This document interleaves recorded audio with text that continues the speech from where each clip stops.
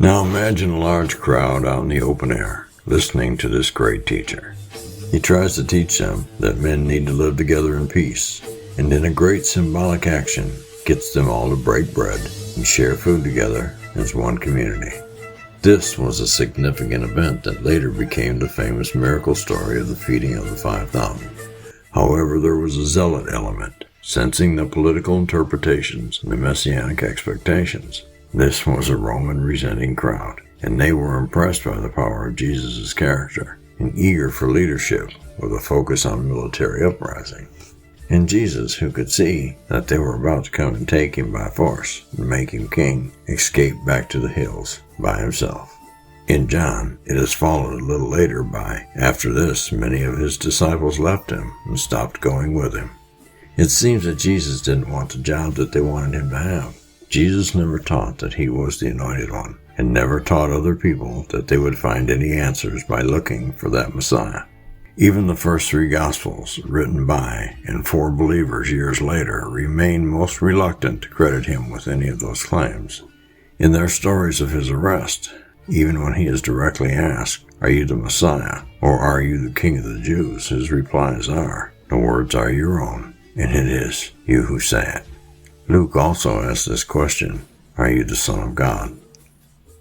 The political elements would not let go of their plans and their attitudes, so the whole gathering ended in disaster, except for the handful who appreciated his wisdom and preserved the story.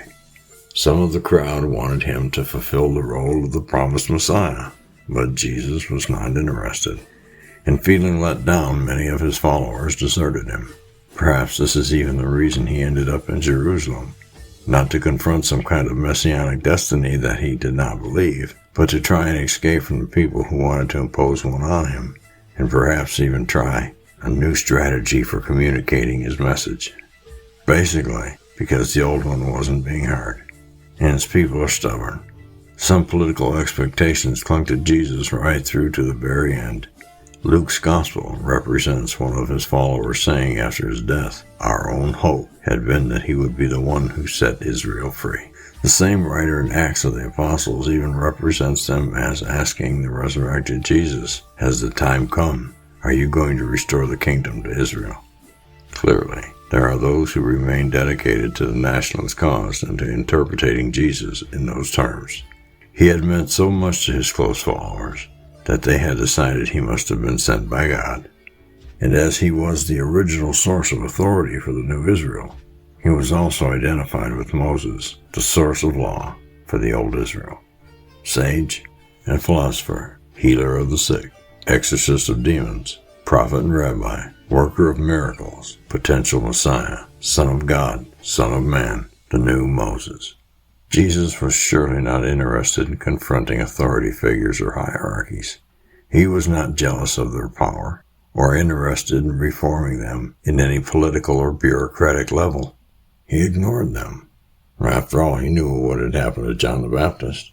However, John was a fire and brimstone preacher, an agitator, getting people worked up about the imminent apocalypse. And Jesus was a teacher of love and reconciliation, anti-materialist, non-political. He rejected power and violence, loved nature, told stories, and if people embraced his cause, it did not turn them into social nuisances, nor dangerous militants. He was followed by women, and he exorcised demons, and he should have been far from being perceived as a threat. And it's hard to unravel the real history from the gospel, and I say Jesus was a reluctant Messiah at best.